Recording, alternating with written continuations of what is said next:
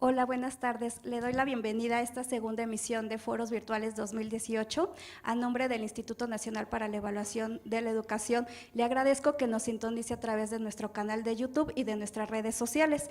Recuerde que este espacio se trata de un espacio de interlocución virtual pensado para que usted nos pueda compartir todas sus preguntas, dudas, comentarios en torno a las evaluaciones y tareas que el Instituto realiza en el marco de su quehacer, a fin de que usted pueda conocerla, comprenderla y sobre todo cuente con información que le permita reflexionar sobre qué hacer y cómo hacer uso de estas evaluaciones.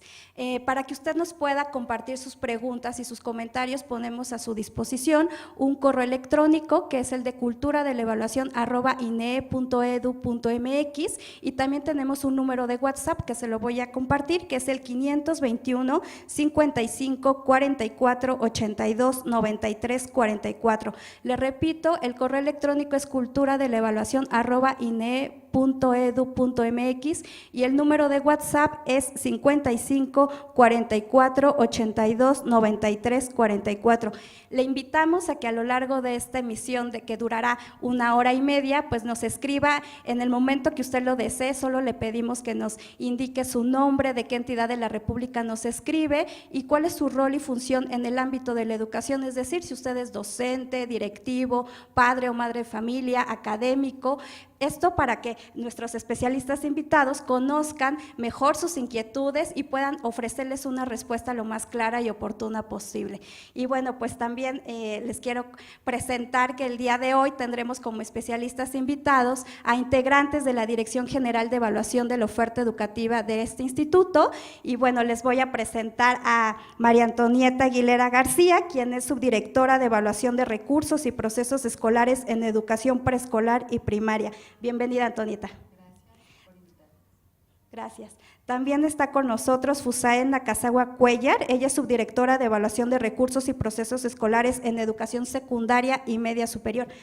Bienvenida, Fusael. Gracias. Y bueno, también está con nosotros Moisés García Medina, quien es director de Evaluación de Recursos y Procesos Escolares. Bienvenido. Gracias, un placer. Gracias. Bueno, pues bienvenidas, bienvenido Moisés. En realidad les agradezco que hayan aceptado pues esta invitación para estar con nosotros en este espacio de foros virtuales, donde la idea es que conversemos acerca de una evaluación que quizás se conoce muy poco, pero que es muy importante para conocer el estado que guarda la educación de nuestro país y además conocer los avances que se tienen al respecto, sobre todo porque cuando hablamos de evaluación educativa generalmente pensamos en la evaluación de los aprendizajes de las y los estudiantes, pero muy poco nos detenemos a mirar y a reflexionar sobre estas condiciones en que se dan dichos aprendizajes, y justo esto es de lo que nos habla la evaluación de condiciones básicas para la enseñanza y el aprendizaje, conocida como ESEA, ¿verdad? Entonces, y que es el tema sobre el cual vamos a estar platicando a lo largo de esta hora y media, y para ello pues hemos organizado este foro en dos grandes bloques. Un primer bloque donde hablaremos y donde la idea es brindar un panorama general acerca de en qué consiste esta evaluación, cuáles son sus características, su propósito, qué evalúa, qué resultados ha arrojado esta evaluación, y un segundo bloque donde podemos reflexionar, o la idea es dar pistas acerca de cómo usar los resultados de esta evaluación, a quienes interpelan. Entonces, bueno, para iniciar con este primer bloque temático, pues les invito a ustedes y a los que nos están escuchando a través de nuestras redes sociales y de nuestro canal de YouTube, a que escuchemos pues la siguiente cápsula que hemos preparado y que lo hemos hecho a través de las direcciones del instituto en las entidades federativas. Entonces, les invito a verla, por favor.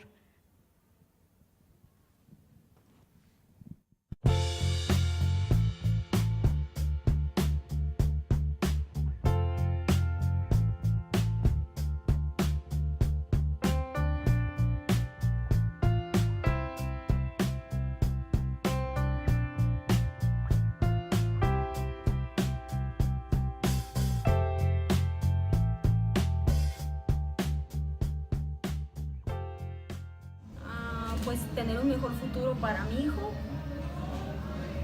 que pueda seguir progresando en otra institución y pues tener un mejor México. Significa un verdadero reto y a la vez una fantasía educativa, ya que así como lo dice la reforma educativa y ahora el nuevo modelo, respecto a infraestructura, a mobiliario, a los materiales educativos, deben de estar presentes y al 100% en las escuelas, cuestión que hasta el momento no se ha podido lograr, y con ello se alargan cada vez más las brechas y resulta casi imposible querer llegar a la calidad educativa, que es lo que los alumnos indígenas requieren en estos momentos.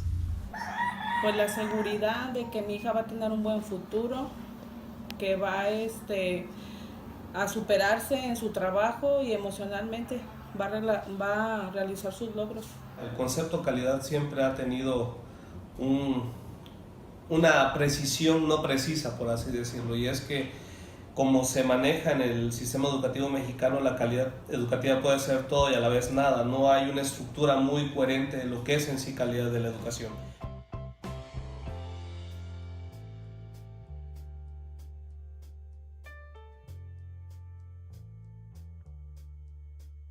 Bueno, las condiciones mínimas, pues creo que debe de ser un aula cómoda, debe de tener maestros capacitados y debe de llevarse la planeación del docente de acuerdo al nuevo modelo educativo para que se pueda implementar en el aula.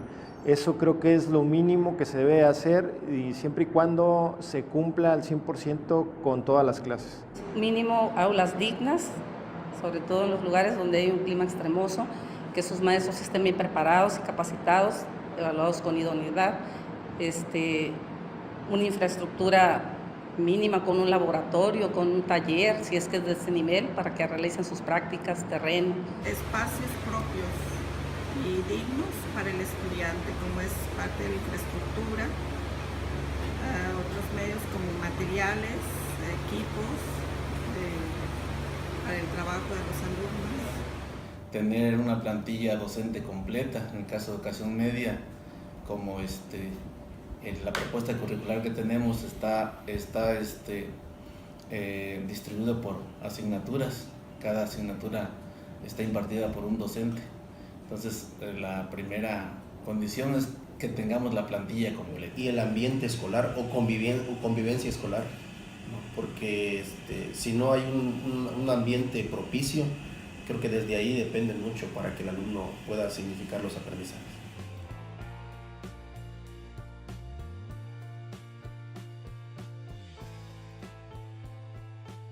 Pues las condiciones son deprimentes, ¿verdad? Ahorita nada más contamos con sillas, con mesas, con poco material, el pizarrón y ciertos materiales para llevar a cabo. Principalmente áreas de esparcimiento. Estamos en una instalación, más bien el terreno es muy pequeño para la población, el plantel es muy pequeño y no podemos tener de pronto a todo el alumnado en un receso, por ejemplo, que es un momento de esparcimiento para ellos, para continuar sus labores. No caben 1000 alumnos, entonces es una área que necesitamos mejorar. En todas las escuelas tenemos carencias en todas las dimensiones. Simplemente si hablamos de infraestructura, y después del sismo del 7 de septiembre, bueno, hay un gran reto ahí para las autoridades educativas. Tenemos escuelas en donde las aulas no son suficientes, o bien aulas muy pequeñas porque los grupos son muy numerosos. Hay escuelas en las que tenemos laboratorios o no tenemos laboratorios, o hay bibliotecas y no tenemos ni materiales ni reactivos, o los laboratorios de informática no tienen computadoras, aún en las escuelas que están ubicadas en la cabecera municipal, es decir, en áreas urbanas que tienen un bajo grado de marginación.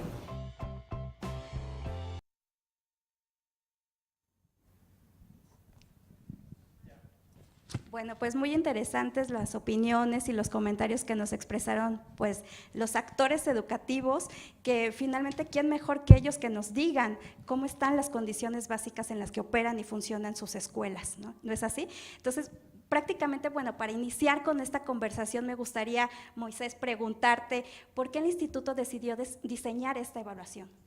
Sí, Brenda, mira, muy buena pregunta. Antes me gustaría comentar con un poco más de detalle en qué consiste esta evaluación, y luego ya podemos hablar de por qué decidimos realizarla. Esta es una evaluación, como su nombre lo dice, de condiciones básicas para la enseñanza y el aprendizaje.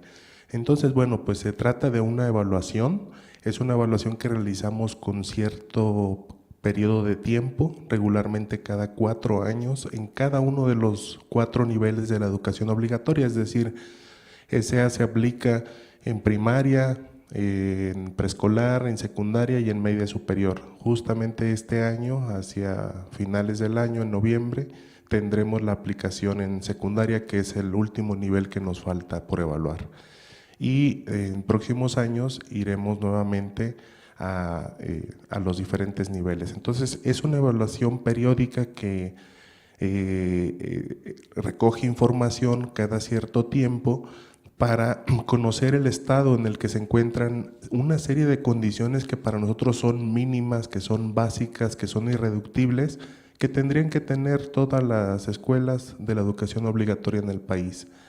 Esta evaluación, me gustaría aclarar que no evalúa a los estudiantes, no evaluamos a los profesores, tampoco evaluamos a los directores. Aquí lo que hacemos más bien es una evaluación con un enfoque diferente, es una evaluación en la que tenemos a la base los derechos humanos, tanto de los estudiantes, de los profesores como de los docentes, a recibir una educación de calidad y por otro lado, una vez estando dentro de la escuela, a tener ciertos derechos garantizados como parte de su formación. Entonces, es una evaluación con una perspectiva distinta, que tiene un enfoque de derechos claramente desde su diseño, desde que surgió, y eso la hace especialmente importante.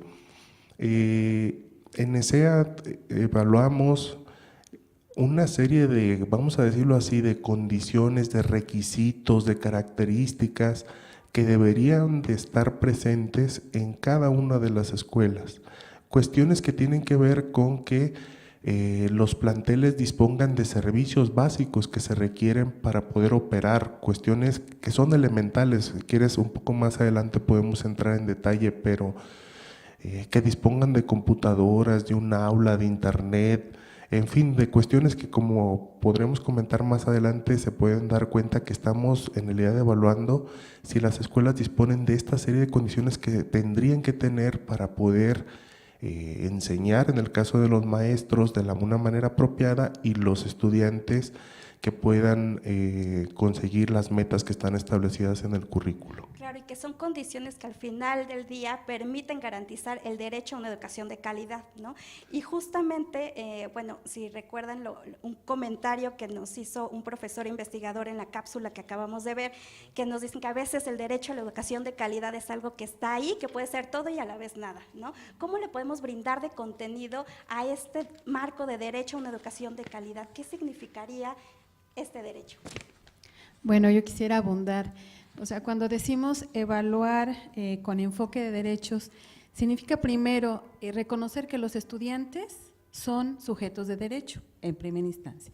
En segundo, es importante identificar que SEA ha identificado esos mínimos indispensables que deben existir en las escuelas y que por lo tanto desde el enfoque de derecho se deben exigir para garantizar el derecho a la educación. Nosotros hemos establecido esta diferencia en que evaluar el derecho a la educación y evaluar el derecho en la educación. El derecho a la educación como los aspectos que deben estar en la escuela, pero también aquellos aspectos que garantizan que se respeten los derechos dentro de la educación, como su bienestar, su integridad, la capacidad de estar incluidos dentro de este… O sea, que no sean segregados los estudiantes. No Claro, sé. y que eso es una cosa muy importante, porque justamente lo que dice la evaluación de condiciones básicas es que no es o importa mucho que accedan los estudiantes y los jóvenes a la escuela, pero también importa que aún ya estando en la escuela, se garanticen todas estas condiciones básicas para la enseñanza y el aprendizaje, ¿no? Entonces, justamente en ese marco y contexto de evaluación de condiciones básicas, es muy importante como poner en el centro este enfoque y esta perspectiva de derechos que nos da esta evaluación, ¿no? Así es. Y, perdón. Y también me gustaría aclarar, bueno, tres cosas de inicio, que por un lado en NESEA evaluamos alrededor de estas como 70 condiciones básicas que deberían de estar presentes en todas las escuelas del país. Esta cantidad de condiciones varía dependiendo del nivel al nivel, es decir, puede haber 68 en un nivel, 75 en otro. Y justo esta serie de condiciones te pueden dar una idea mucho más clara de a qué nos referimos a recibir una educación de calidad. A propósito de los comentarios que nos hacían algunos de los participantes, algunos de los investigadores maestros, justamente el marco básico de SEA que utilizamos para evaluar en qué condiciones se encuentran las escuelas puede servir para identificar de manera muy clara lo mínimo que deberían de tener estos planteles, y de ahí para adelante, pues todo lo que se quiera mejorar es bienvenido, ¿no? Pero digamos, nuestra visión es, por lo menos aseguras un piso común. Una vez que aseguras eso, de ahí hacia adelante lo que quieras, ¿no? ¿Y podrían explicarnos un poquito cuáles son estas condiciones básicas que evalúa SEA en los diferentes niveles? Claro que sí. A lo mejor antes de platicarles cuáles son, platicarles cómo es que fueron establecidas o cómo fue que se construyeron. Las condiciones básicas que evaluamos son los elementos indispensables, como ya nos adelantaba Moisés, que tienen que estar en las escuelas para que se pueda impartir una educación de calidad, ¿no? Estas condiciones representan un mínimo irreductible, lo que nosotros consideramos un mínimo irreductible desde la perspectiva de derechos humanos. Y básicamente para su construcción se sigue una revisión detallada de la literatura con respecto a cada uno de los ámbitos que ahorita les voy a platicar, y también una revisión de la normatividad vigente en nuestro país y de los documentos relacionados con derechos humanos que están signados por nuestro país y que tendrían que estarse cumpliendo. A partir de ahí trabajamos también con un equipo de expertos, investigadores, académicos, autoridades educativas, conocedores de los derechos y de las diferentes condiciones, y con ellos se establecieron estos pisos. Es un piso común lo que nosotros estamos evaluando. No nos vamos a la escuela ideal, no queremos dar cuenta de la escuela ideal, queremos dar cuenta de cuántas escuelas tienen el piso mínimo para poder impartir educación de calidad. Y entonces, bueno, estas condiciones están agrupadas en 7 ámbitos, en 7 grandes conjuntos que tienen que ver con diferentes aspectos de la escuela. Si vemos la lámina que tenemos preparada, aquí podemos ver que tenemos 4 ámbitos que refieren a recursos en el plantel, como serían infraestructura para el bienestar y el aprendizaje de los estudiantes, mobiliario y equipo básico para la enseñanza y el aprendizaje, material de apoyo educativo y personal que labora en el plantel. Si ustedes ven, cada uno de estos ámbitos está dividido en diferentes dimensiones y en estas dimensiones se encuentran ubicadas las condiciones. En el caso de infraestructura, tenemos las dimensiones servicios básicos en el plantel, en donde se evalúan cosas como agua, energía eléctrica, etcétera. Espacios escolares suficientes y accesibles, en donde vemos la disponibilidad que tienen de aulas, auditorios, canchas y demás, además de condiciones básicas de seguridad e higiene, elementos indispensables dentro de cualquier escuela. Si vemos en esta otra, tenemos los otros 3 ámbitos que se evalúa en NESEA, que son procesos que se llevan a cabo dentro de la escuela. El primero es gestión del aprendizaje, organización escolar y finalmente convivencia escolar para el desarrollo personal y social. Dentro de cada uno de estos, como ya les comentaba, tenemos las diferentes condiciones relacionadas. además es muy interesante ver que SEA no solamente evalúa las condiciones de infraestructura, mobiliario, sino también de procesos, como bien nos explicó Fusay, que están y que deben de estar presentes en las escuelas para asegurar el derecho a una educación de calidad, para asegurar la enseñanza, los aprendizajes, ¿no? Entonces, también es importante como mirar todo este contexto y este panorama que bien nos dice ya Fusay, y que, bueno, es importante incluso ver en qué medida, y quisiera preguntarles lo siguiente: cuando vemos garantizado o no alguna de estas condiciones básicas, ¿nos podrían dar un ejemplo de algunos derechos que se ven vulnerados o que se ven garantizados cuando se hacen presentes estas condiciones básicas? Claro que sí. Yo creo que es muy importante que enfaticemos que sí hacemos la revisión normativa, ¿no? Pero algo que nos hemos dado cuenta es que no necesariamente los tipos de servicio o las características de las escuelas se establecen considerando los derechos humanos de los estudiantes, ¿no? Entonces, por ejemplo, un ejemplo muy claro lo tenemos en el telebachillerato comunitario. El telebachillerato comunitario normativamente no requiere una biblioteca, no requiere acervo bibliomegráfico. A los estudiantes se les da un libro en donde tienen los contenidos que van a revisar y no tienen mayor fuente de información.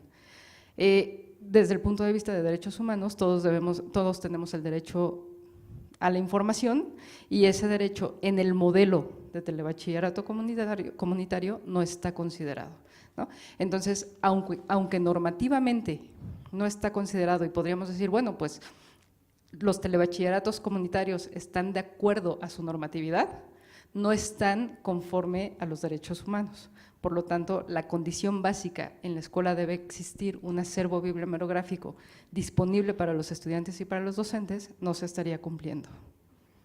Y que también es importante diferenciar las condiciones básicas a esto que también en el ámbito educativo se conoce como normalidad mínima, ¿no? Entonces, ¿qué diferencias podrían encontrar? Digo, además de que ya nos explicaste algunas, pero puntualizar en algún detalle justamente para diferenciar entre qué estamos entendiendo por normalidad mínima y estas condiciones básicas. Sí, mira, en el caso ESEA de hecho contiene muchas más condiciones que las que están consideradas en la normalidad mínima, es decir, ESEA evalúa más que la normalidad mínima, ¿no? Las incluye.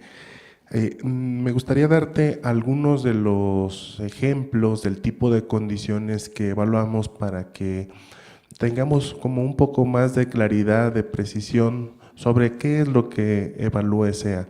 Ya Fusay nos ha comentado cómo las organizamos nosotros, que como pudieron ver en pantalla, quienes nos siguen vía streaming, las agrupamos en 7 ámbitos, los primeros 4 que tienen que ver con recursos y los siguientes 3 con procesos escolares. Pero me gustaría dar algunos ejemplos de cuáles son las condiciones que evaluamos para que el público pueda ver que en realidad nos estamos refiriendo a cuestiones elementales, a cuestiones que deberían de estar presentes en cualquier escuela para que pueda operar de manera razonablemente bien.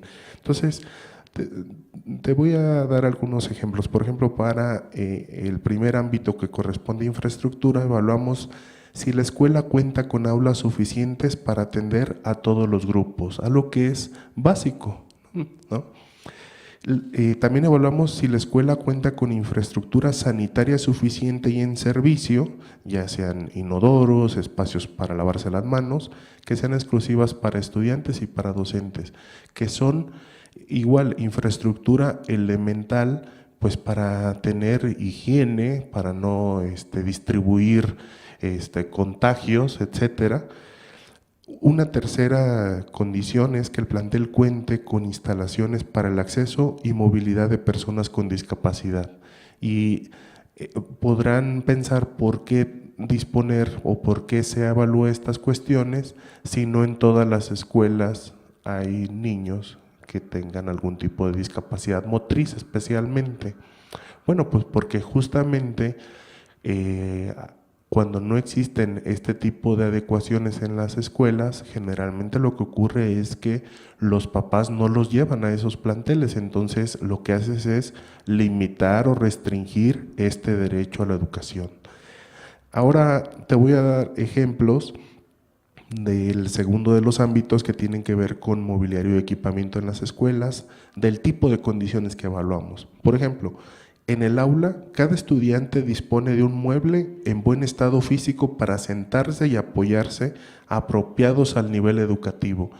Es una cuestión también muy necesaria, pues que los chicos de los diferentes niveles educativos tengan un espacio donde puedan sentarse y apoyarse para escribir, dado que en la escuela muchas de las actividades son de este tipo, ¿no? Para escribir, para leer, para buscar información.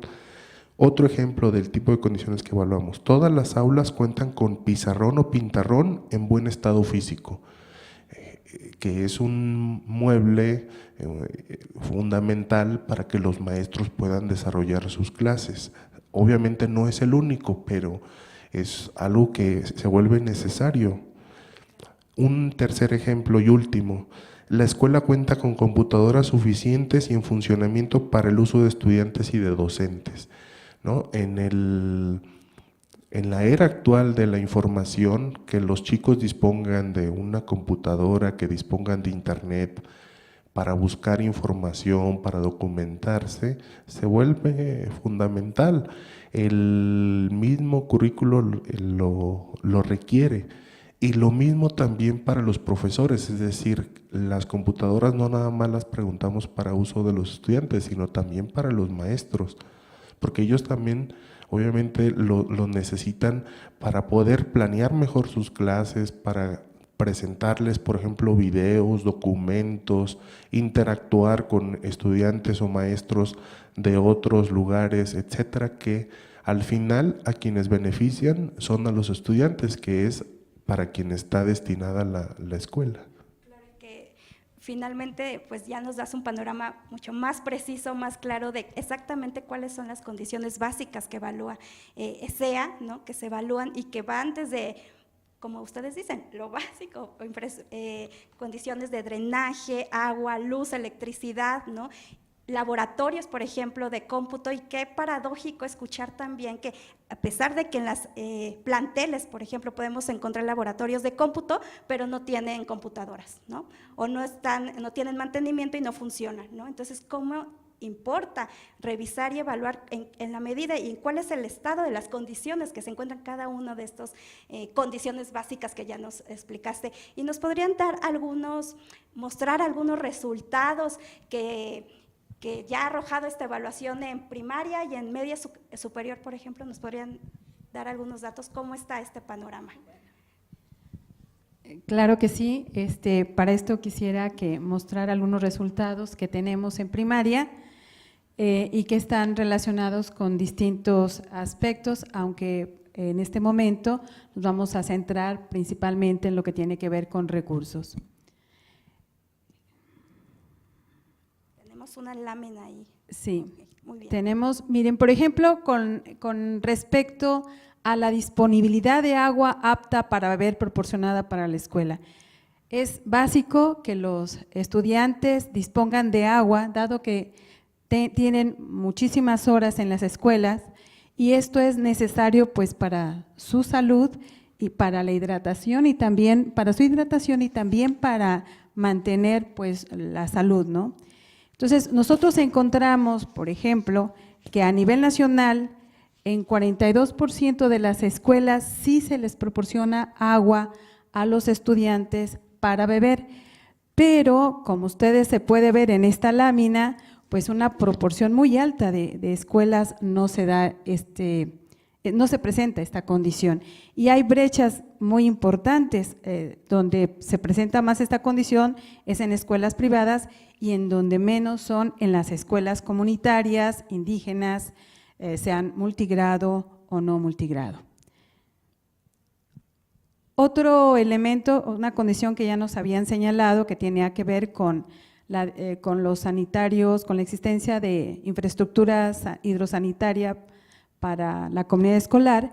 Aquí vemos los resultados con respecto a los sanitarios exclusivos para los estudiantes. Si bien en un 81% de las escuelas hay servicios sanitarios exclusivos para estudiantes, todavía falta casi un 19% de las escuelas donde esto no se presenta. Y como pueden notarse, la brecha, se nota una brecha impresionante. Más de la mitad de las escuelas comunitarias no cuentan con esta condición, y también las escuelas indígenas, las escuelas sean multigrado o no multigrado. Yo sí quiero precisar un dato.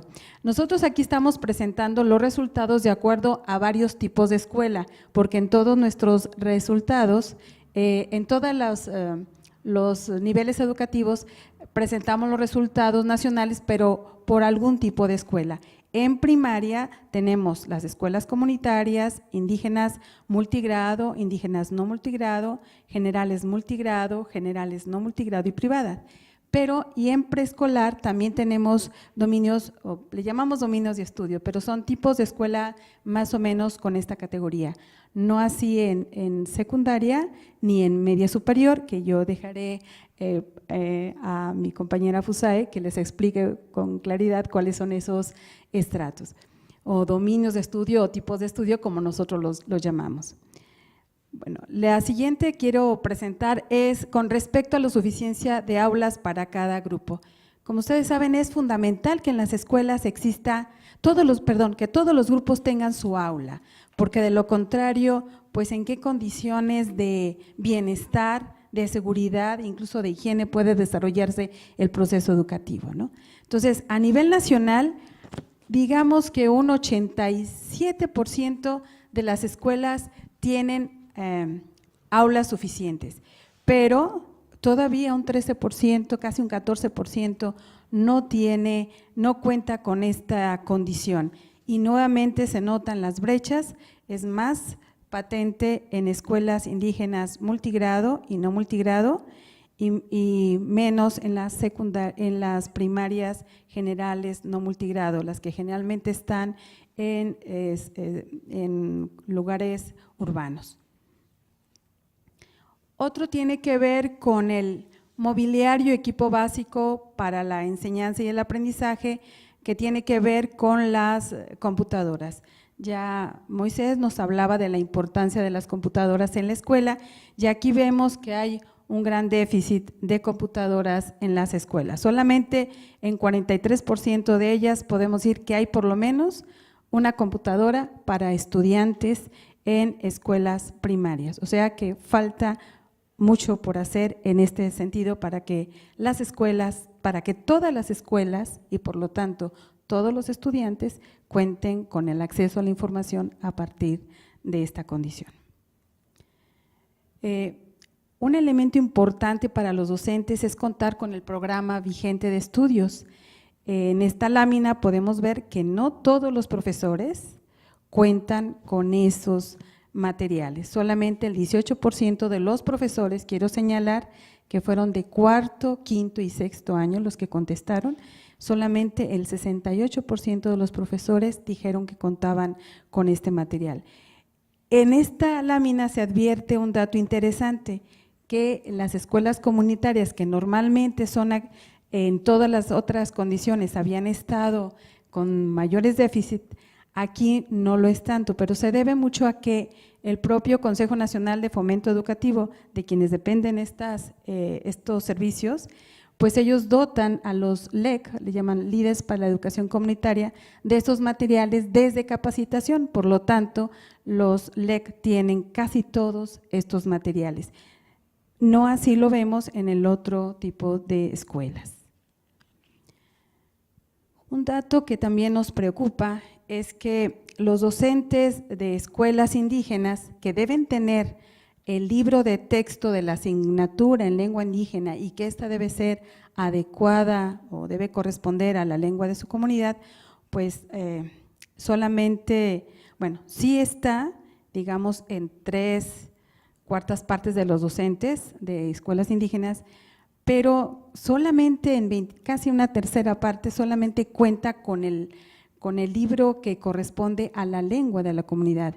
Esto sin duda afecta mucho a la enseñanza de la lengua, porque puede ser que en la escuela la población o la escuela está inserta en una población otomí, pero no le llega el libro de la lengua o de la variante. Sabemos que no hay dotación para todas las variantes, sin embargo es una preocupación que está, porque se debería diseñar la variante, ¿no? Y por un dato también que quiero destacar tiene que ver con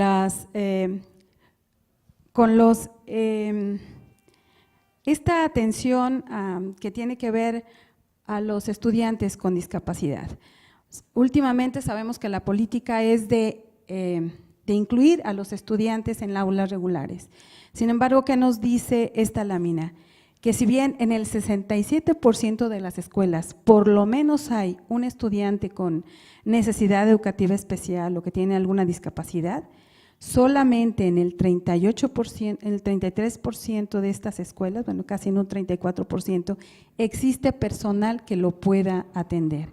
Es decir, hay un gran déficit y es preocupante dado que pues deben existir personal que pueda apoyar a los estudiantes con discapacidad, dado esta política de inclusión educativa. Tenemos muchos otros resultados, sin embargo, bueno, yo dejaré aquí a mi compañera Fusae para que nos muestre algunos datos de educación media superior. Yo en este momento, insisto, solamente son de algunos resultados que tienen que ver con los recursos. Tenemos resultados también sobre los procesos y que próximamente también estarán en la página del INE. Muchas gracias, Antonieta. Y bueno, antes de pasar darle la palabra a Fusae, sí me gustaría comentarles y recordarles que nos pueden enviar sus preguntas y sus comentarios a nuestro correo electrónico de culturadelevaluacion@ine.edu.mx y a nuestro número de WhatsApp, que es 521 55 44 82 93 44. Ya hemos estado recibiendo algunas preguntas y comentarios, pero me gustaría dejarlo para ahorita que nos platique un poco más de los resultados de educación media superior. Fusae, adelante. Muchas gracias, Brenda. Con respecto a los resultados de educación media superior, tenemos, por ejemplo, esta lámina en donde tenemos la distribución de los tipos de servicios según las computadoras suficientes para uso de estudiante y de docentes. Quisiera mencionarles, como ya apuntaba Antonieta, en el caso de media superior no fuimos a todos los tipos de servicio que existen en el país, porque la diversidad de planteles que hay en media superior en México es muy grande y no podíamos atender a todos. Entonces lo que se hizo fue seleccionar cierto tipo de servicios y en su conjunto estamos dando cuenta de más del 90% de las escuelas, así como de los tipos de servicio que atienden a más del 90% de la matrícula de estudiantes. Entonces, aquí en la gráfica tenemos la primera barra, es la distribución nacional, ahí podemos ver cómo se encuentra la media superior a nivel nacional y en cada una de las siguientes barras podemos ver cómo se encuentra cada uno de estos tipos de servicio igualmente a nivel nacional. Con respecto a esta condición, que pertenece al ámbito de mobiliario y equipo básico para la enseñanza y el aprendizaje, tenemos que solamente en el 85% de los planteles de media superior existen computadoras para uso de estudiantes y de docentes. Sin embargo, cuando le preguntamos al director sobre la suficiencia de este equipo en las escuelas, únicamente el 18% de los directores dijo que le parece suficiente este equipo para uso de estudiantes y docentes. Por otro lado, tenemos planteles con conectividad a Internet suficiente para uso de la comunidad escolar. En este nivel educativo no solamente está el derecho que tenemos, que ya se había mencionado, a la información y a la tecnología, sino que además muchas de las actividades que los estudiantes realizan en este nivel requieren del uso de Internet, ¿no? Sabemos que no todos los estudiantes tienen acceso a este recurso en sus casas y la escuela sería un buen lugar para que ellos pudieran tener acceso a esto. Sin embargo, aquí podemos ver que solamente el 70% de los directores dijo que hay Internet para uso de la comunidad. Sin embargo, este porcentaje se reduce cuando preguntamos por la suficiencia. Únicamente 32% de los directores a nivel nacional dijeron que en su plantel hay suficiente conectividad a Internet para uso de la comunidad escolar. todavía nos falta, como podemos ver, pues mucho por hacer, ¿no? Planteles que cuentan con material bibliomerográfico suficiente. Y aquí es tanto para lectura como para consulta. A nivel nacional vemos que el 40% de los planteles no cuentan con acervo bibliomerográfico. Y un poquito lo que te comentaba hace un momento, los telebachilleratos comunitarios, podemos ver que el 78% de los responsables de estos telebachilleratos comentaron no contar con este material. Preguntamos cosas que no tienen que ver con recursos, que tienen que ver más con procesos que ocurren en las escuelas, como ya habíamos mencionado, y este dato tiene que ver con la habitabilidad, la percepción de seguridad dentro del plantel por parte de los estudiantes. Es un dato interesante porque podemos ver que el 87% de los estudiantes reportó que se siente seguro dentro del plantel. Y sin embargo, cuando les preguntamos si les ha sucedido algunas de las situaciones que se encuentran en la gráfica de la derecha, agresión verbal, robo, difamación, agresión física, discriminación, presión para hacer cosas que no quieren, extorsión e incluso algún tipo de agresión sexual, podemos ver que los porcentajes de casos afirmativos desafortunadamente existen, ¿no? Siendo el más grave, por decirlo así, o el más presente, el de agresión verbal. Otra condición que me gustaría mencionar, resultados, tiene que ver con lo que ya decíamos de la atención a personas con discapacidad motriz. En este caso en particular, preguntamos por la existencia de sanitarios amplios y con agarraderas para uso de estas personas. Y podemos ver que el 70% de los directores a nivel nacional nos dijo que en su plantel no existe este tipo de sanitario, ¿no? Lo que ya Moy nos comentaba. Al no tener esta adecuación, pues los chavos difícilmente se van a quedar en un plantel con estas características.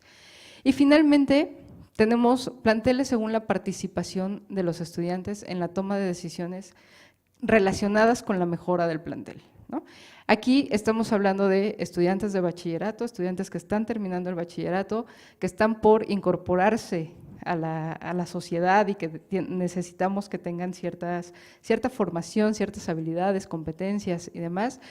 Una de ellas implica la integración a la vida en sociedad y democrática de nuestro país, y sin embargo vemos que la mayoría de los estudiantes reportan que en sus planteles no pueden participar en la toma de decisiones, ¿sí? Y sería. Muchas gracias. Fusa. Bueno, pues creo que estos datos que ya nos platica Antonieta y Fusa no son para nada distantes de lo que nos platicaron ya los actores educativos en la primera cápsula, e incluso les quiero compartir un comentario de un profesor de una primaria indígena de Hidalgo que nos comenta que las 61 escuelas del sector no cuentan con biblioteca escolar, ¿no? Y bueno, una pregunta del profesor Pablo David Pacheco, que es jefe de enseñanza de Durango, de una secundaria técnica, y nos preguntan cómo dan seguimiento para que los recursos financieros provenientes de programas como Escuelas al 100 se utilicen en lo que realmente es indispensable. Es una pregunta muy, muy interesante. Bueno, es lo que nos comentaba el primer participante, es una realidad, ¿no? O sea, hay muchísimas escuelas en muchísimas regiones que carecen de este espacio o bien de estos materiales, porque son las dos cosas. Por un lado es el espacio que puede funcionar como biblioteca escolar y lo otro es los materiales que se encuentran ahí, el acervo, ¿no? El acervo bibliomerográfico. Y es un asunto que compete a diferentes instancias, o sea, nuestra visión es que los recursos que nosotros evaluamos es competencia principal de las autoridades de los diferentes niveles educativos. Entonces, estos resultados que ahora mostramos y que tienen que ver con falta de dotación de ciertos materiales o con la inexistencia de ciertos espacios, o bien que no hay en la escuela ciertos servicios fundamentales como agua, energía eléctrica, etcétera, es un asunto que compete principalmente a autoridades educativas de los diferentes niveles, federal, estatal y municipal, porque sabemos que algunos de los servicios más bien es competencia de autoridades municipales. Eso lo tenemos muy claro. Y a la comunidad escolar, en todo caso, lo que le corresponde es cuidarlos, conservarlos, ¿no? Que estén limpios. Y lo que toca y lo que corresponde a condiciones que son de procesos es responsabilidad principal de la comunidad escolar que ahí estén esas condiciones, y ahí lo que le corresponde a las autoridades de los diferentes niveles es ofrecer la formación oportuna y pertinente para que ocurran esos procesos. Respecto a la segunda pregunta, el instituto no tiene la facultad para poder hacer ese tipo de seguimientos. O sea, nosotros no es que seamos un ente auditor de los recursos financieros, pero lo que sí hacemos es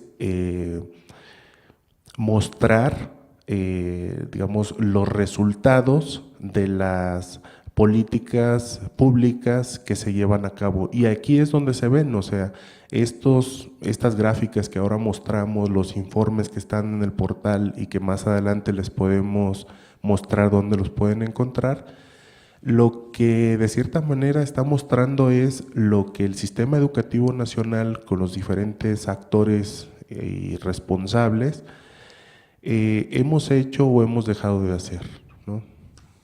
Antonieta, ¿querías comentar algo? Bueno, yo quiero aprovechar para comentar que también en el instituto hay un área encargada de ser directrices justamente para dar lineamientos de cómo deben hacerse estos elementos. Y que, bueno, es como para exigir a las autoridades ciertos elementos a cubrir. Pero por otro lado, también quiero señalar que esta información que nosotros ya hemos dado también ha movilizado a algunos sectores,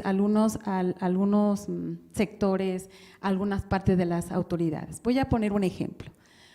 Nosotros identificamos en la evaluación de primaria que no llegaban a todos los estudiantes los libros de texto. Sabemos que la política de distribución de los libros de texto es muy importante en México, justamente para garantizar la equidad, ¿no? O para que todos los estudiantes tengan lo mínimo indispensable para poder aprender.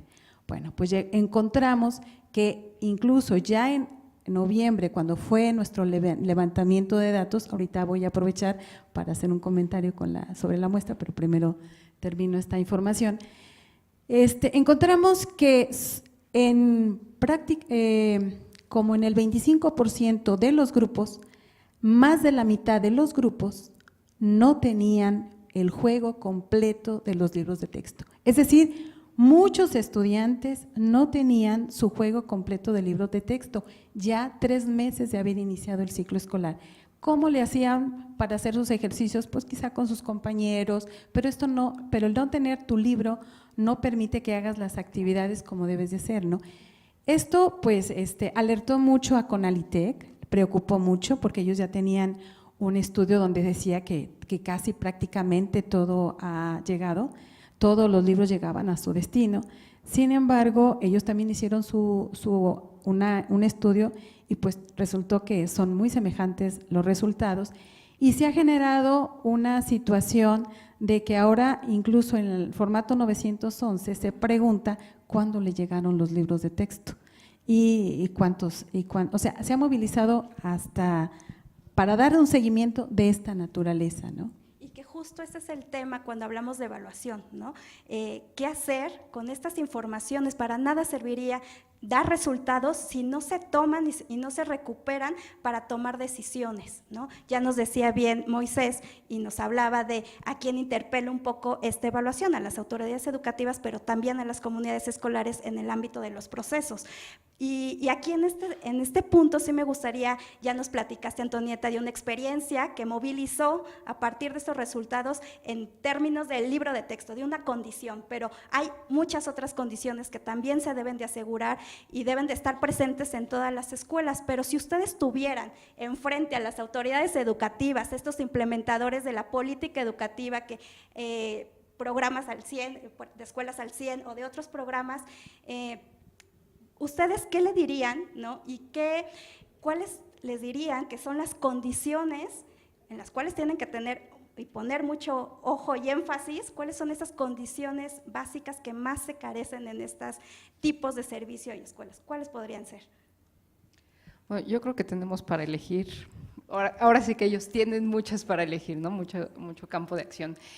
Solamente abonando un poquito a la pregunta del profesor, perdón, quisiera comentar que si bien no damos seguimiento al programa, como ya tanto Antonieta como Moisés nos comentaban, sí indagamos sobre el uso de los recursos como condición básica de acciones para el funcionamiento escolar, ¿no?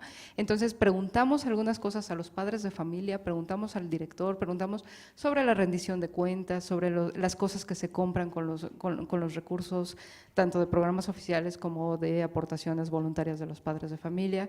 Entonces, sí está esta parte que es básica para el funcionamiento escolar, está considerada dentro de la evaluación, ¿no? No a tal detalle como vamos a darle seguimiento a, pero sí se encuentra considerada.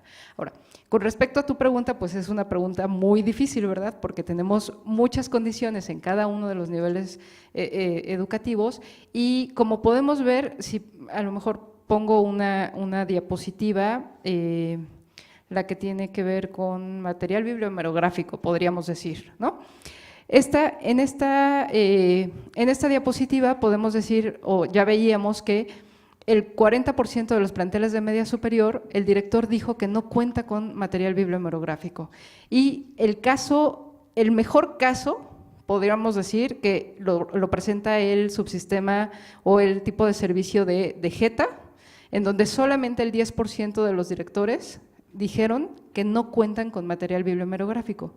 No podríamos decir que Geta está del otro lado y que cumple la condición, porque para que Geta cumpla la condición, falta material bibliomerográfico en 10% de sus planteles.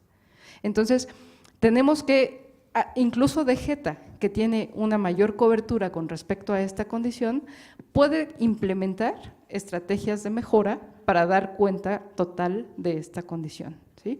Entonces, algo que tendríamos que decir es que ESEA proporciona un diagnóstico y la autoridad, el tomador de decisión, aquel que va a implementar la estrategia, tendría que decir, bueno, a mí me interesa trabajar sobre computadoras, cómo están las escuelas con respecto a las computadoras, y entonces hacer una evaluación particular al tipo de plantel, al tipo de servicio, o a las escuelas de la entidad, o a las escuelas del municipio, ¿no? Según su campo de acción, y entonces implementar una estrategia mucho más pertinente, mucho más adecuada. Yo quiero señalar que los tipos de escuela a donde nosotros levantamos información que le llamamos dominios de estudio, y que toda esta muestra es aleatoria y de cada tipo de escuela también es representativa por cada tipo de escuela.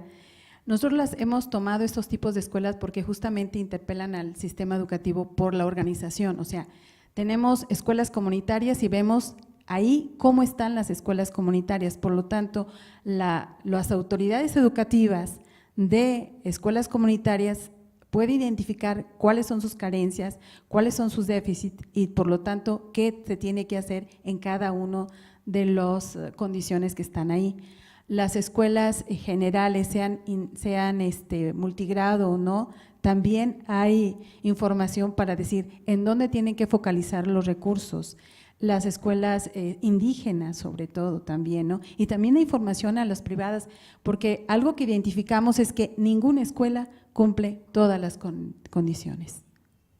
Muy importante lo que nos estás comentando, Antonieta, porque efectivamente podremos pensar que estos resultados nos pueden decir que hay, y que se confirma, que hay en aquellas escuelas donde asisten grupos de estudiantes de contextos menos favorecidos, pues es donde menos recursos hay, ¿no? Y entonces hay algo muy importante que hacer ahí, de romper este círculo vicioso y de pensar en qué hacer para distribuir mejor los recursos, para hablar en términos y a garantizar este principio de equidad, ¿no?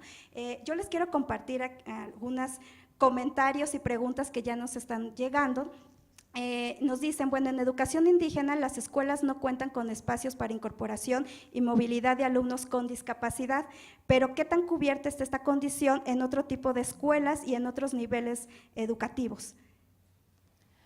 Bueno, efectivamente nosotros hemos visto esta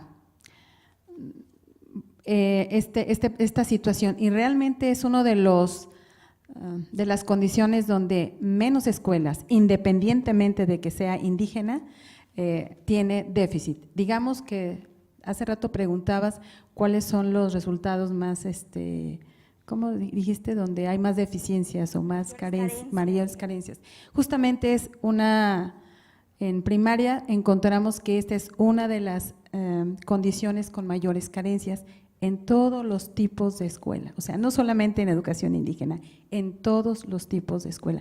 ¿Por qué? Porque no hay una cultura justamente para poder incluir a todos los estudiantes. Eso es parte de que no se visibilizaba. Entonces, ESEA está tratando de visibilizar estos elementos para que también todos tengan acceso a la educación, porque incluso el que no existan estos elementos para que los estudiantes con discapacidad puedan acceder a la escuela, pues es un elemento de segregación de los alumnos con discapacidad.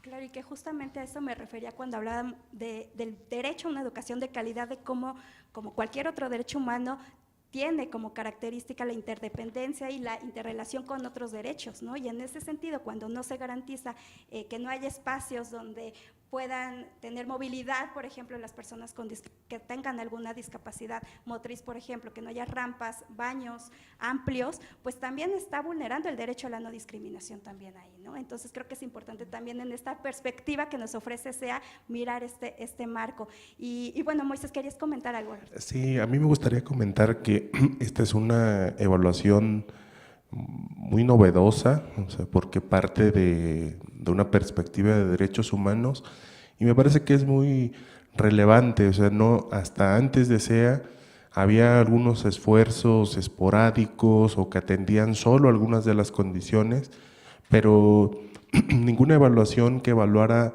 esta cantidad de condiciones que evaluamos en el INE y con este enfoque de derechos humanos. A ver, ¿y por qué para el instituto es tan importante realizar una evaluación de este tipo? Que, como ya lo señalábamos al inicio de esta charla, no se trata de una evaluación de qué tanto los estudiantes están aprendiendo, o no es una evaluación de los profesores, sino de que las escuelas dispongan de una serie de condiciones, de elementos mínimos que deberían de tener para que puedan funcionar, para que puedan operar de manera apropiada.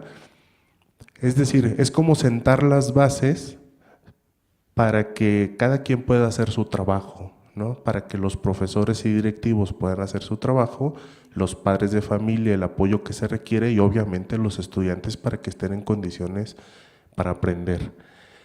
El derecho a la educación es un derecho clave, es un derecho importante porque te permite como sociedad, digamos, y como individuo, acceder a otros derechos. O sea, una vez que tú recibes el derecho a una educación de calidad, puedes a su vez recibir otros derechos.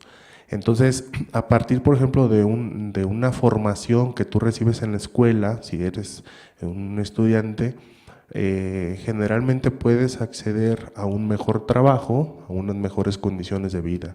También puedes conseguir conocer cuáles son tus derechos, ¿no? Eso es algo que puede parecer obvio, pero en realidad no lo es. Es decir, hay muchas personas que se quedan fuera del sistema educativo, cada vez son menos afortunadamente, pero que justo por eso no conocen cuáles son sus derechos y por supuesto tienen menos probabilidad de exigirlos.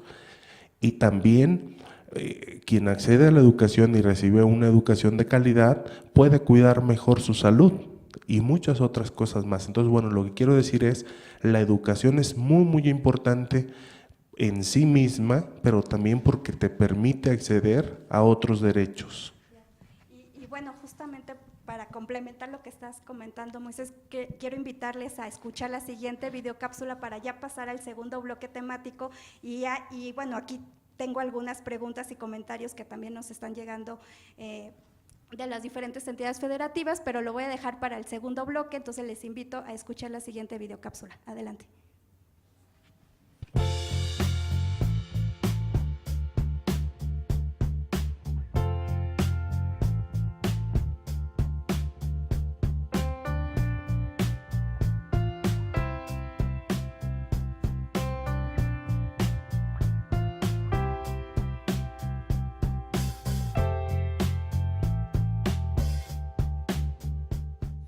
Porque si se sabe en qué condiciones se encuentran, es mucho más sencillo poderlas mejorar.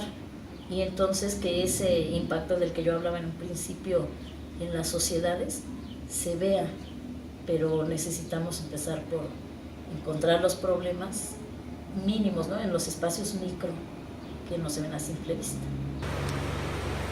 Es importante conocer porque de ahí se parte o se da una autonomía de gestión.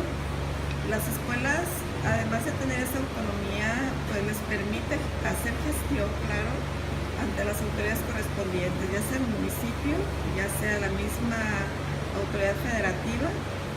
Considero que es necesario conocer estos aspectos porque necesitamos saber cómo estamos operando en los diferentes ámbitos de educación indígena para saber cuál es nuestra realidad y hacer frente a las dificultades culturales, las económicas, las sociales, las educativas. Porque así las autoridades correspondientes pudieran bajar recursos y conocer qué es lo que necesitan y poderlos apoyar.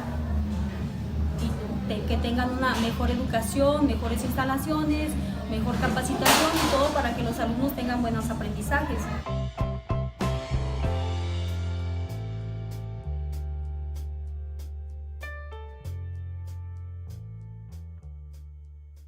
Mira, lo primero es que las personas que están encargadas de todos los programas educativos tienen que venir a observar y a vivir la experiencia de estar en un plantel o estar en muchos planteles en los cuales careces de mucha infraestructura. Independientemente de las políticas públicas para fortalecer estas condiciones, también nos va a permitir desarrollar intervenciones académicas. Es decir, estos resultados los podemos correlacionar con los otros de las evaluaciones que ya existen, por ejemplo, con el servicio profesional docente, con los resultados de Planea, y permitiría responder a muchas interrogantes. Se han hecho cosas, sin embargo, no ha sido o lo suficiente en primera y lo otro lo necesario, o sea, no se están cubriendo de verdad las necesidades básicas de las infraestructuras. ¿Qué recomendaría? Que en verdad, si llega un recurso, ese recurso se utilice para lo que se tiene destinado a hacer. Es importante escuchar a nuestros jóvenes, puesto que para ellos estamos en servicio.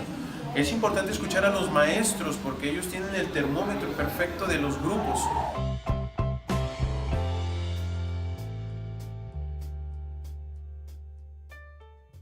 Para mí debería tener aulas bien equipadas, maestros suficientes y también un ambiente de estudio seguro. Para mí mi escuela ideal debe tener todas las aulas como cualquier otra preparatoria que cuenta con aulas apropiadas, como ya se dijo, de cómputo, laboratorio, de inglés, un maestro especial para alumnos que también se están incorporando a nuestras instalaciones, ya que nuestras maestras son muy buenas, pero sí ocupan apoyo por ese tipo de maestros. También mi escuela ideal debe de tener electricidad, agua, aulas, bardeo, un campo deportivo.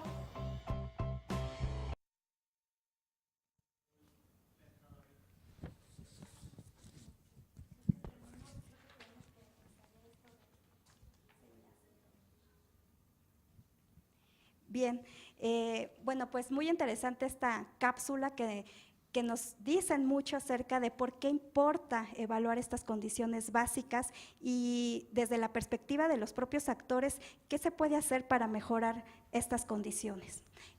Vamos a pasar ahorita a profundizar un poquito más en ese terreno, pero me gustaría entrar contigo, Antonieta, para que nos platiques un poco más sobre los procesos que se evalúan en ESEA. Hemos hablado mucho de los recursos, pero ¿qué pasa con estos procesos?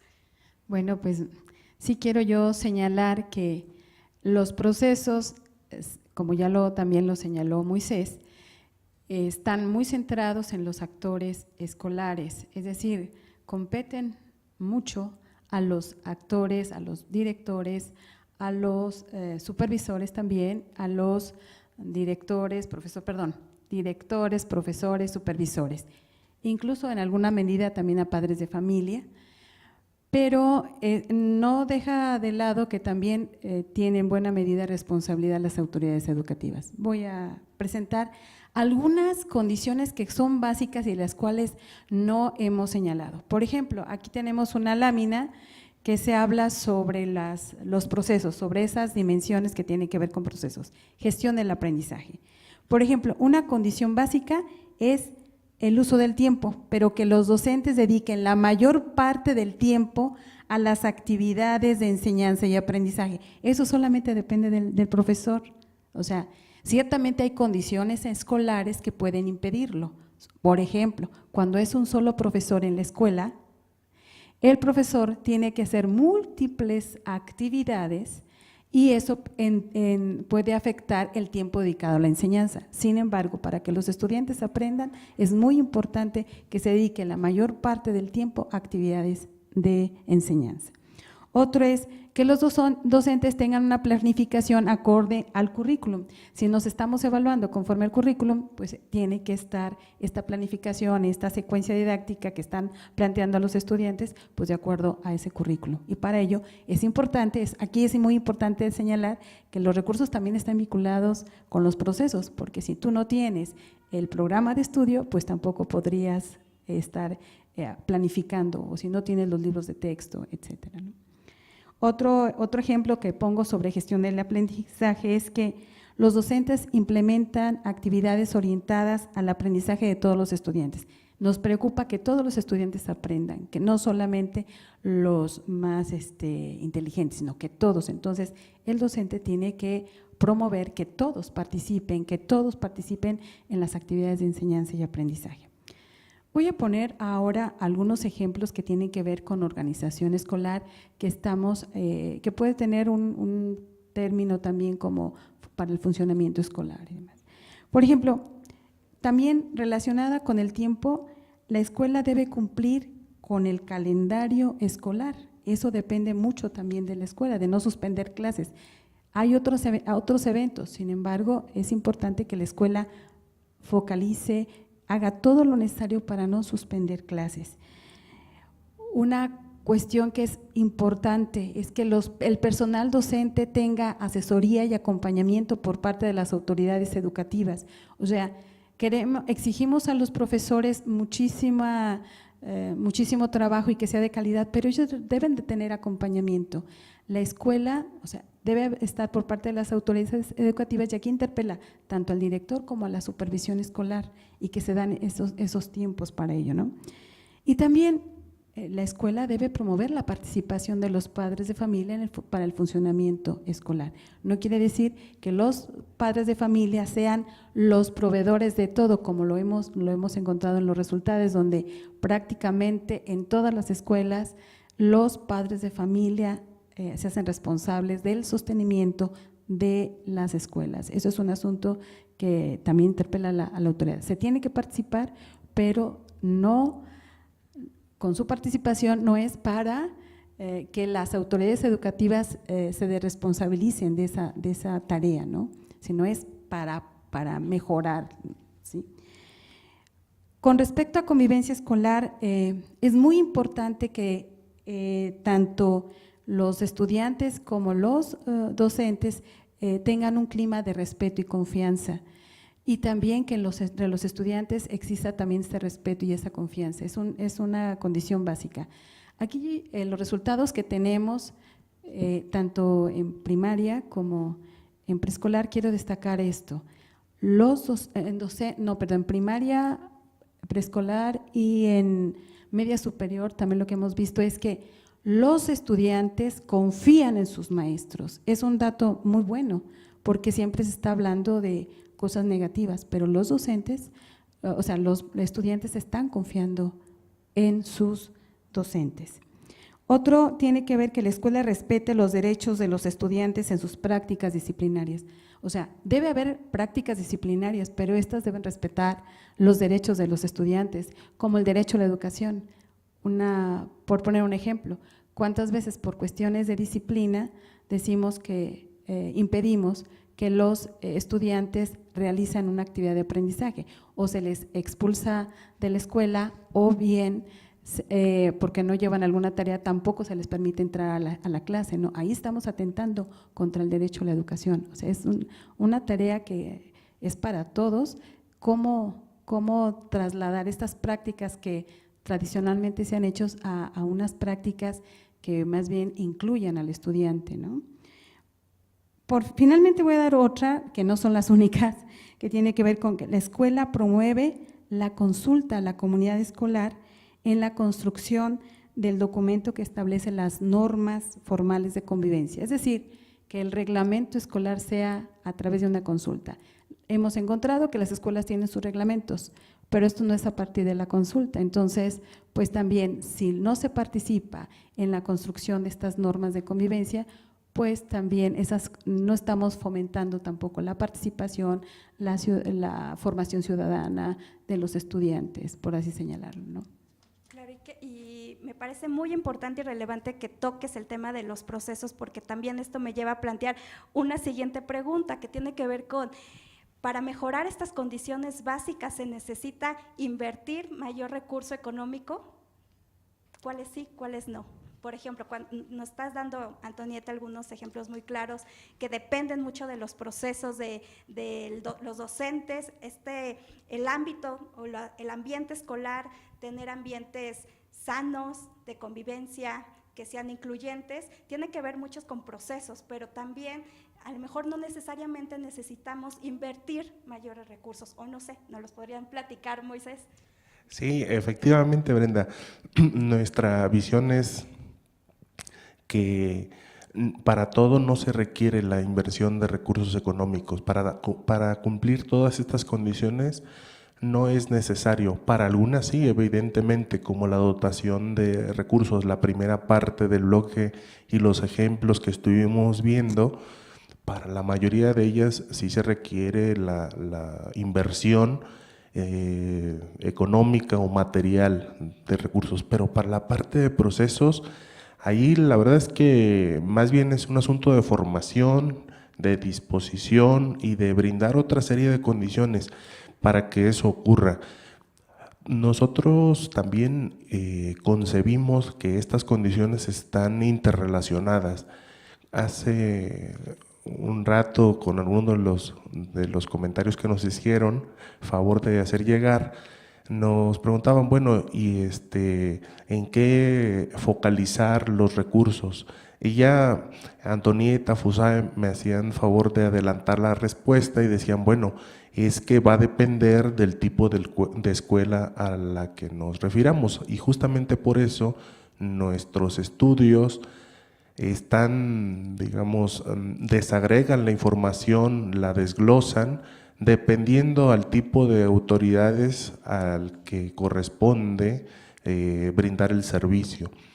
Y entonces, digamos, por decirlo de manera simple, no hay una respuesta única, sino que más bien va a depender del tipo de escuela, del nivel educativo al que nos refiramos y de la condición en particular que estamos evaluando para identificar quién es el principal o quiénes son los principales responsables, si se requiere recurso o no. ¿Y nos podrían platicar un poco sobre los otros niveles educativos que no hemos explorado, que es preescolar y secundaria? ¿Ya se aplicaron? ¿Cuándo se van a aplicar? ¿Cuándo vamos a ofrecer resultados? Bueno, con respecto a secundaria, y bueno, y ahorita que hablamos como de los diferentes niveles educativos, a lo mejor también valdría la pena comentar que en este proceso de construcción de las condiciones se hace una adecuación de las condiciones a los niveles educativos, de manera que por eso es que podemos tener más o menos condiciones para determinados niveles educativos. Un caso muy particular, los laboratorios de ciencias se aplican para secundaria y media superior, pero no así para preescolar y primaria, ¿no?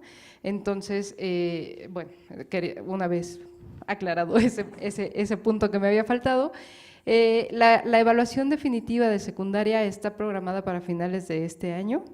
En noviembre se hace el levantamiento y eso quiere decir que para el año que entra estaremos en posibilidad hacia finales, ¿no?, de estar presentando resultados.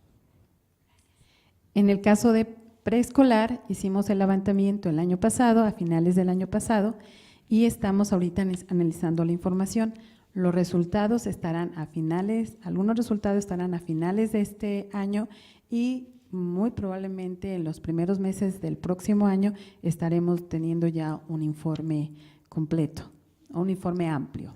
Muy bien, muchas gracias. Y bueno, para entrar un poco en materia también y de fondo de este segundo bloque, ¿qué podemos hacer con los resultados que nos da ESEA?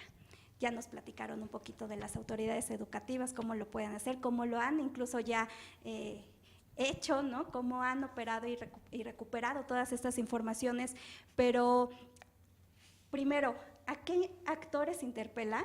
Y cada uno de estos actores a los que interpela, ¿cómo creen que deberían de utilizar los resultados de estas evaluaciones?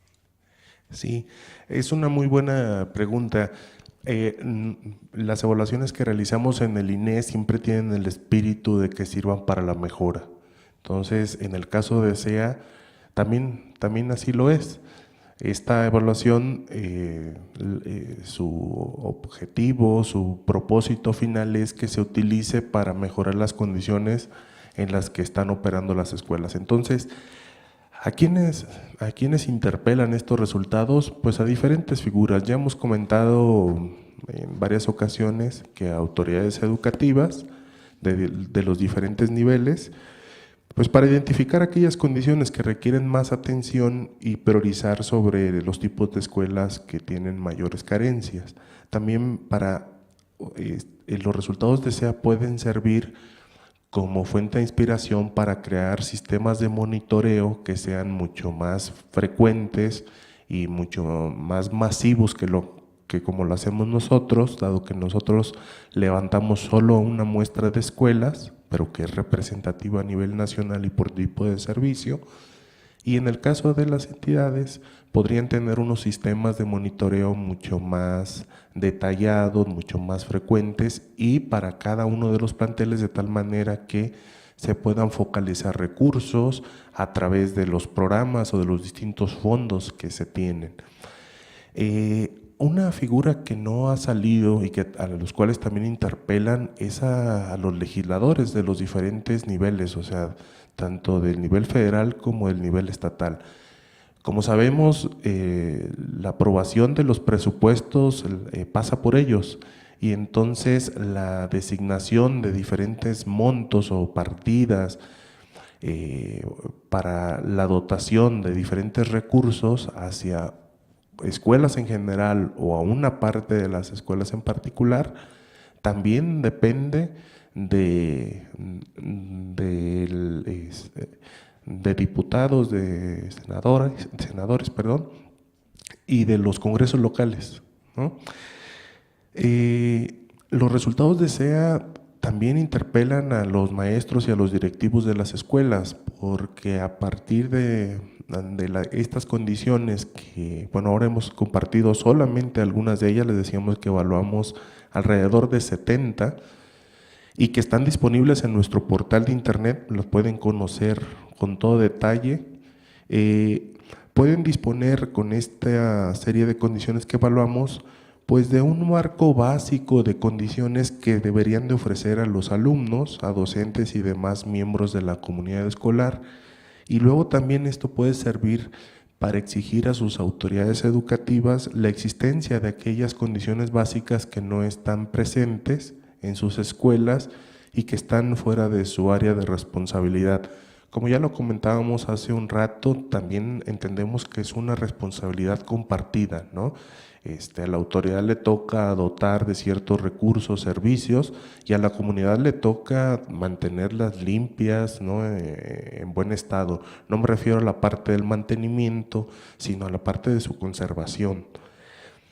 Y pensamos que los resultados de SEA también pueden servir tanto para estudiantes como padres de familia como fuente de inspiración de lo que debería de estar en sus escuelas para poder hacer como esta comparación, una especie de autodiagnóstico junto con los profesores, los directivos, para identificar cuáles de estas condiciones que son básicas están en mi escuela o no están. ¿Para qué?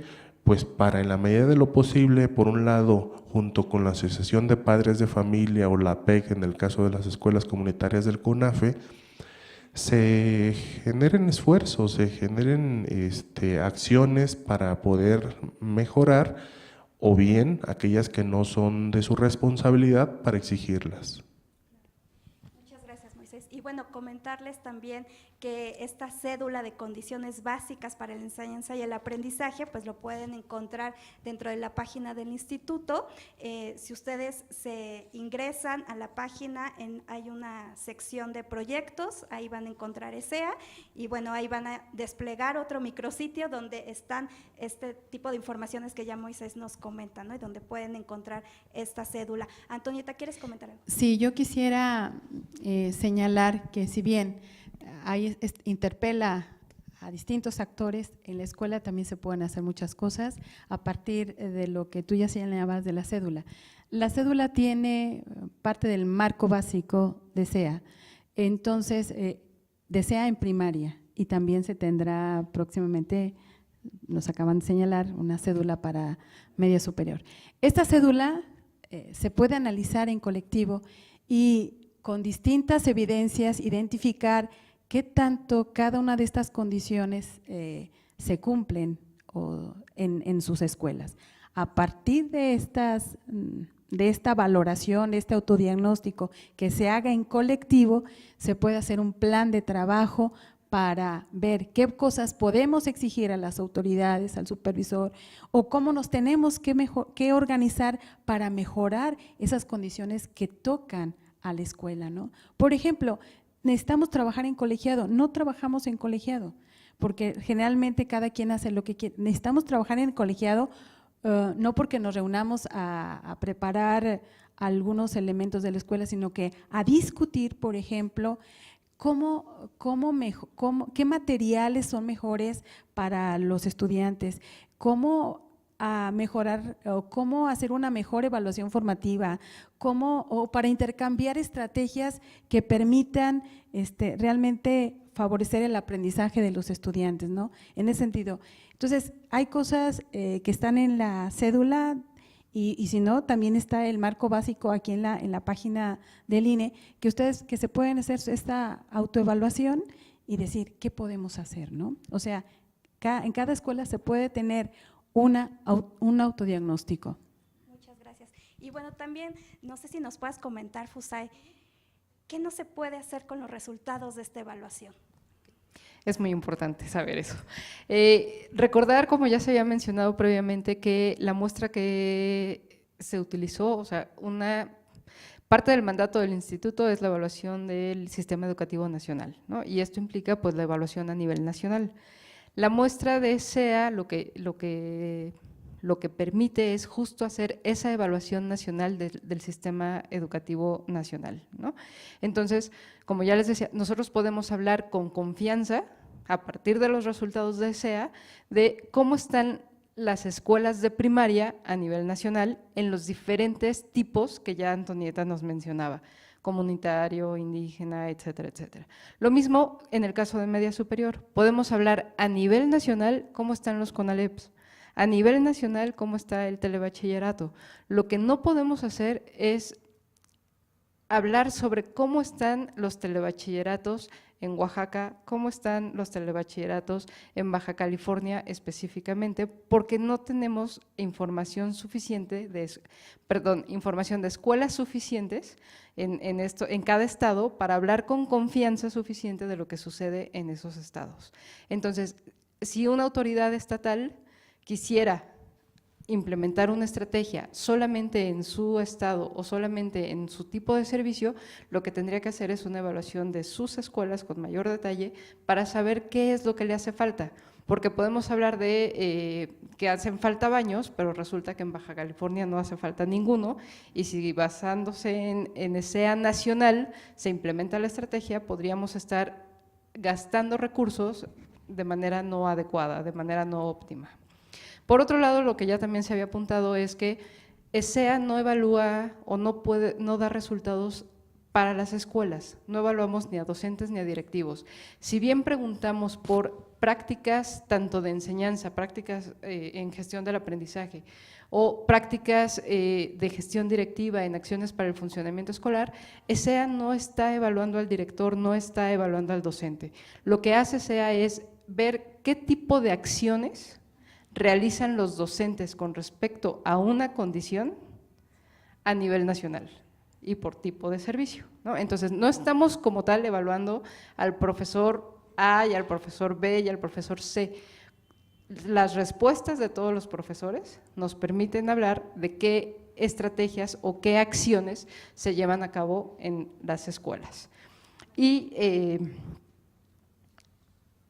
Y bueno, y por último, enfatizar esto de que ya había apuntado, de ESEA es un diagnóstico y si queremos implementar una estrategia, pues necesitamos una evaluación más específica al tema que queremos abordar, al aspecto escolar que queremos abordar y a las escuelas que queremos impactar, ¿no? Para hacer un uso óptimo de los recursos. Muchas gracias, José. Y bueno, nos preguntan por aquí, Esther Ventura, de Educación Media Superior, es una docente, y nos dice que esta evaluación considera la distancia entre escuelas y viviendas de profesores y alumnos, porque nos dice que hay escuelas a las que les toma 5 horas para llegar para llegar a la escuela. ¿Considera esta evaluación esta condición? No lo consideramos porque, explico por qué. La evaluación tiene como unidad de análisis a la escuela misma. Entonces, evaluamos lo que ocurre, bueno, me voy a contradecir un poco, pero evaluamos lo que ocurre al interior de la escuela, ¿no? En algún momento sí preguntamos sobre qué tanto se tardaban, cómo llegaban, pero de pronto estamos yendo más a condiciones que ya no tienen que ver con la escuela misma, sino con la situación familiar, la situación personal de los estudiantes, ¿no? ¿Por qué decía que me iba a contradecir? En el caso de condiciones de seguridad, sí preguntamos por algunas situaciones que suceden en los alrededores de la escuela o también situaciones como de cuestiones sociales, pues, ¿no? Pero también de seguridad debida a, no sé, algún cerro que pudiera deslavarse o alguna otra, este otro tipo de cosas, ¿no? Con respecto en particular a qué tanto se tardan, no lo tenemos como condición básica. En preescolar no lo tenemos como condición básica, sino, bueno, estos son elementos como del contexto y que de alguna manera pueden afectar el acceso al derecho a la educación. En preescolar se puso énfasis en esto, pero como elemento contextual, porque los niños pequeños deben de tener su preescolar muy cerca, porque de lo contrario también se impide que ellos vayan a una escuela mucho más lejana, ¿no? Entonces, en ese sentido, si se pregunta a concretamente a los papás, ¿cómo lleva a su hijo a la escuela? Si lo lleva caminando, si lo lleva en vehículo y más o menos cuánto tiempo hace, ¿no? Pero esto es porque en preescolar sabemos que si no hay un preescolar muy cercano, por la edad de los niños es muy difícil que puedan ir a otro lugar y por lo tanto desde inicio está afectado su derecho a la educación. Muchas gracias. Y que bueno, además comentar. En algún momento en los documentos que ustedes han emitido, pues también expresan muy bien que este marco de operación de condiciones básicas pues no está ahí estático, ¿no? Que la idea es ir perfeccionando este marco en la medida de, para ir garantizando cada vez más condiciones y mejores condiciones básicas, ¿no? Entonces también es importante señalarlo, ¿no? Moisés, ¿querías comentar algo? Y bueno, para esto ya nos está ganando el tiempo, ¿verdad? Pero nos podemos seguir aquí platicando un poco más y creo que hay muchas preguntas también ahí sobre la mesa. Les quiero agradecer que nos hayan ofrecido estas respuestas muy claras, muy puntuales, y seguramente vamos a tener un espacio para ponerlas, aquellas que se quedaron sobre la mesa, para ponerlas dentro de la página del instituto, pero les quiero dar la palabra por si quieren comentar una reflexión final sobre lo que hemos estado platicando en este foro. Moisés. Gracias. Sí, bueno, dos cosas. Por un lado, contarles dónde pueden encontrar más información sobre SEA, sobre sus resultados, los instrumentos que utilizamos para levantar la información. Y bueno, una vez que ingresen al portal del instituto, que ustedes pueden ver ahora en pantalla, van a una pestaña que viene ahí de proyectos y donde se despliegan los diferentes proyectos que realiza el instituto, y bueno, ahí está SEA. Y luego, una vez que dan clic sobre SEA, les aparecerá este micrositio, donde ahí podrán encontrar nuestros documentos base, es decir, en qué nos estamos fundamentando para establecer las diferentes condiciones, los aspectos metodológicos, la información técnica, y también ahí pueden encontrar los resultados y otras publicaciones que hemos generado. Ese es un punto al cual los invito a todos quienes nos están viendo para que consulten más sobre esta evaluación. Para finalizar, a mí me gustaría hacer una reflexión final. Por un lado, decir que el derecho a la educación en realidad se ve cumplido cuando los estudiantes aprenden y aprenden lo que está establecido en el currículo. Para que eso pueda ocurrir, los maestros, los directores necesitan una serie de condiciones para poder desarrollar bien su trabajo. O sea, SEA, digamos, está del lado de profesores, de directivos, para que se les brinden las condiciones para que ellos puedan realizar su trabajo. Y también SEA está de parte de estudiantes y de padres de familia para que a su vez tengan las condiciones para que puedan aprender. Entonces es una evaluación muy novedosa en ese sentido, ¿no? en el sistema educativo mexicano y en el sistema, y en la región latinoamericana. Muchas gracias, Moisés. José, Antonieta, ¿no? Bueno, pues gracias. Muchas gracias, de verdad, les agradezco su tiempo, su disposición y haber aceptado esta invitación. Agradezco también a la Dirección General de Comunicación Social que nos apoyó para hacer esta transmisión, nos apoyó también con el diseño de las cápsulas que ustedes pudieron apreciar, y bueno, también agradezco a Laura Canales y a Mónica García, que son integrantes de la Dirección de Promoción del Uso de las Evaluaciones y fueron quienes nos estuvieron detrás de la pantalla recibiendo sus preguntas, sus comentarios que expresamos en este foro. También agradezco a las DINE, a las direcciones del instituto en las entidades federativas, particularmente a la DINE de Nayarit, de Hidalgo y de Chiapas, quienes aportaron con las entrevistas que ustedes pudieron apreciar también. Y bueno, pues les agradezco también a quienes nos estuvieron escuchando a lo largo de esta hora y media de transmisión o un poquito más, y bueno, les invitamos a que estén atentos del siguiente foro virtual que estaremos transmitiendo muy pronto. Entonces les invitamos a que estén atentos a ello y que tengan muy buena tarde.